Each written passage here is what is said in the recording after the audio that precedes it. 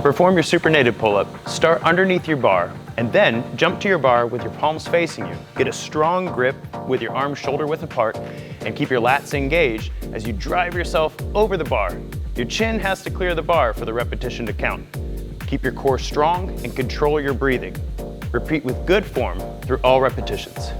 The supinated pull-up is a solid variation of the fundamental exercise, the pull-up. The difference is that a pull-up is performed with our hands facing forward. This is called pronated, and we're gonna do these pull-ups with our hands facing inward. Some might call these chin-ups. All you need is a bar. Let's get after it. The supinated pull-up is a powerful back, bicep, and core exercise. Katie's gonna start under the bar just like this. Hop up and grab a good grip with her arms shoulder width apart. She's in an active hang here with her core engaged, her feet forward, and her lats strong. She's gonna pull hard through her arms, get all the way over the bar, chin over the bar, lowering herself with control. Excellent job, Katie.